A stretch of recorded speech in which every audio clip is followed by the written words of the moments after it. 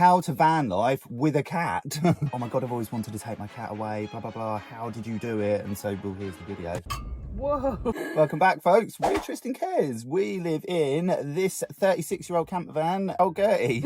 Oh, yeah, congratulations to a year. Yeah, our 1 year anniversary. Yeah. We thought we'd put together this little video to hopefully help some of you who want to go travelling with your cat, just on little holidays with your cat, because the same tactics for living in a van would work for holidaying with your cat, which I tell you, there is nothing better than sitting in your camper van with your cat on your lap. It feels so surreal. Like, Yes. I think we've got about 5 tips. I'm just going to start off by saying he has lived in a van for a year now and loves it. If you're like me, when we were initially going to move into a van, I genuinely thought it was cruelty. I thought, It was quite stressful, wasn't it? It was. How's he going to enjoy being in this small space with everybody? Cats are quite independent. They like their own sort of space, should I say? I kind of hoped for the best. I thought he'll be all right. He loves us.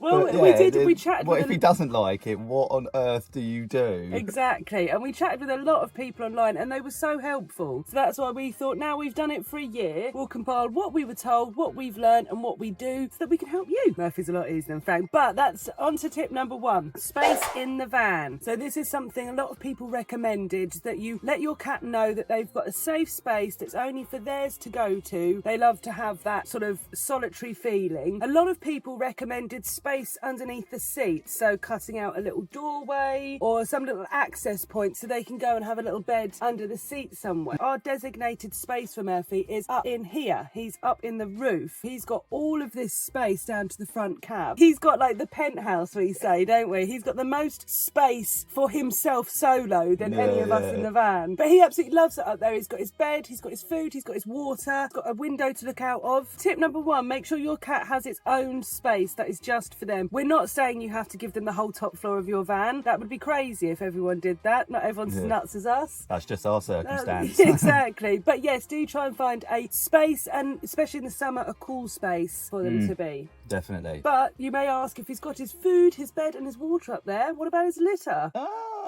Yeah. So his litter tray, well, we put Murphy's toilet on top of our toilet. So he's got a space away from Frank. He can jump up, do his business, and it's easy for us to manoeuvre. When it comes to cat litter, Yes. let's go through this, people. So we've used quite a few different ones. The usual one you can just get in the supermarket is the clay stuff. That's probably the worst of the bunch, isn't it? Doesn't really lock away any smells or anything, and sort of just, it gets a bit heavy to carry. It's in either Lidl or Aldi, they do sort of wood pellets, which is probably second on the list. I think that stuff's quite good. Really light, to get like 10 litres. It's sort of like, I don't know, it feels like it's about a kilo or 2 kilos. I don't know exactly. That stuff's quite good. But the best stuff we got hold of is, and I'll put it up here, this crystal-based stuff, isn't it? Little sort of like got the glass beads, I would say. It's not glass, because that'd be mental. Like plastic beads. But yeah, it looks probably like not good for the environment. Yeah, we should check that. But great for cat litter. It was the one that we've had in the van that we've been able to have last the longest. What, a couple of weeks? Well, it's the most expensive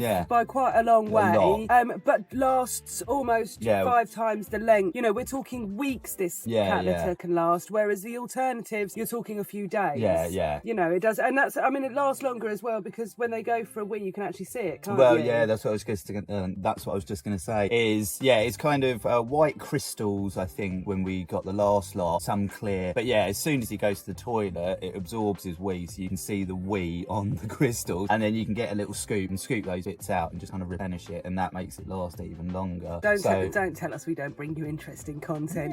This is riveting. It's Sunday. This is what you're getting. Cat litter chat. Woohoo! But hopefully for a sector people, this is really useful. But that's the best cat litter, wasn't it? Yes. So you probably need to carry the least amount. It wasn't heavy. Yeah, it's a bit more pricey, but you're using less. Actually, we're lucky now with Murphy. He is at a stage where if he does need a toilet, he does use his litter tray often, but he also will meow to go out if that is an option, which he loves to have a little roam and then dig himself a little hole. I've never actually stood next to a cat while they dig a little hole in nature to do their business. You've never seen him go to the toilet, really, like in a garden. You don't really follow cats around watching them go to the loo, so he goes and does it in somebody else's garden. point number 3. That takes me on to lead training. So yes, we are those people that I used to mock people like this. I'm sorry, that's not cool. But I've changed. We are those people. We have our cat on a lead now. Which, to be funny, actually, with Murphy, quite often, many a time, people have seen us from a distance and they think he's a dog. It's only when we get close, they're just like, oh my goodness, that's a cat. How do you lead train? Again, something that I thought was going to be really tricky. It's really not that hard. Basically, most cats, Murphy, responds to treats. So make it a completely pleasurable experience. So with Murphy, when we first got his harness, we laid it on the floor, we put treats on it so he could eat them off to know that there's no fear around the harness. Then, as soon as we put it on him, we treated him again, taking it off immediately as it's been put on, and then just slowly building up the time of them wearing the harness. I read lots of funny stories that some cats sort of play dead if he just walks like he'd been put in some sort of funny little straitjacket. But so you just put it on for a little bit of time. We did have to get some extra Velcro onto Murphy's because we bought a very simple cat harness from Amazon, but you can get escape-proof cat harnesses. We just added some extra Velcro to ours because cats can make themselves decidedly like old Houdini contortionists. Build up your time on the harness until they are really happy to wear it around the house. Once they're happy to do that, you hook on the lead. Again, constantly giving treats. Don't give the lead any tension initially. Let them feel that they have the freedom. A cat has never felt tension on a lead and they spook very easily. You don't want them to spook in a harness because they might slip it. We took him out into the garden and we had lots of outside time in the garden, and then just slowly but slowly let a bit of tension onto the lead, but very gently. Never pull them,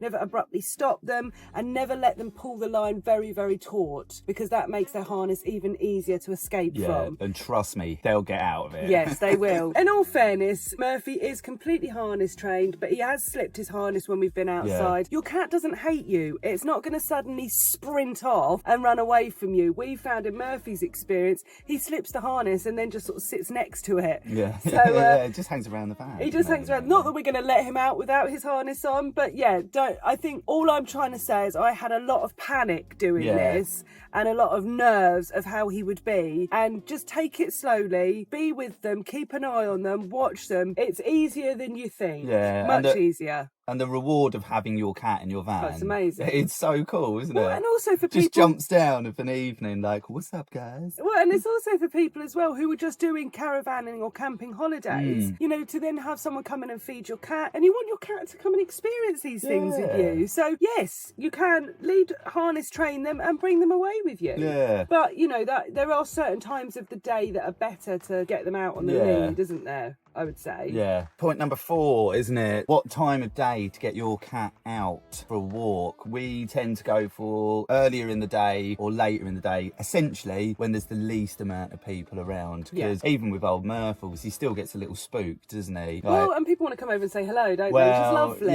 But when it's a cat on a lead, you don't want to sensory overload them. That's it. And we've had quite a few, hence we're making this video, we've had quite a few people come over and go, oh my God, I've always wanted to take my cat away. Blah blah blah, how did you do it? And so, well, here's the video. Once you initially want to get your cat out for walks, just try and pick areas or times of day that are a little bit quieter than they would be normally. Where we are now while parking, it's not so ideal to get Murphy out walking around. When we've been in the New Forest and certain other places, brilliant place to get Murphy out, and then he sleeps just so much I think afterwards, that's isn't he? the thing, So satisfied. But sometimes, as Trista said, wild camping, we're by a road, it's not an option, but that's where toys comes into play. What we tend to do is we have sort of throwaway toys, which makes it a lot easier if you're carrying around a basket of cat toys. Might be tricky. We love a little old favourite, which Murphy loves, is you just get a couple of cat treats and you put them in the middle of some baking paper, screw it up super tightly, add some sellotape if you want, make it into a little ball, and they have hours of fun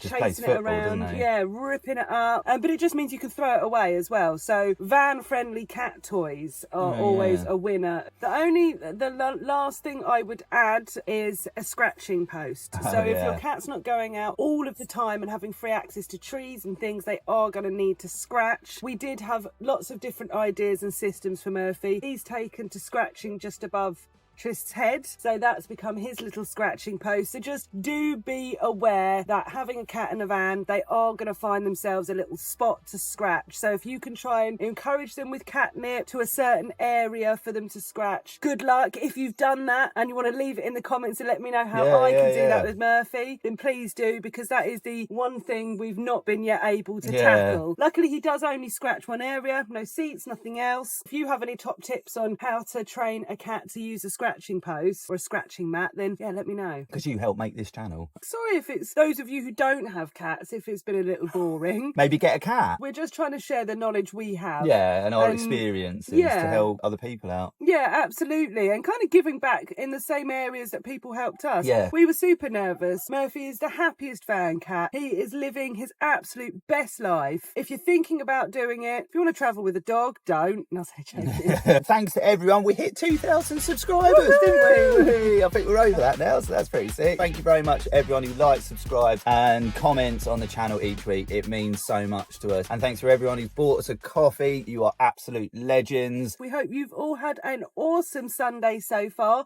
and we thank you for giving this little bit of time to sharing it with us. Yeah. And we hope you found it useful. Yeah, absolutely. Let us know. Frank's whinging, so let's get out of here. So yeah, don't forget to like, subscribe, hit the bell notification so you don't miss another one of these videos. Until next time, folks.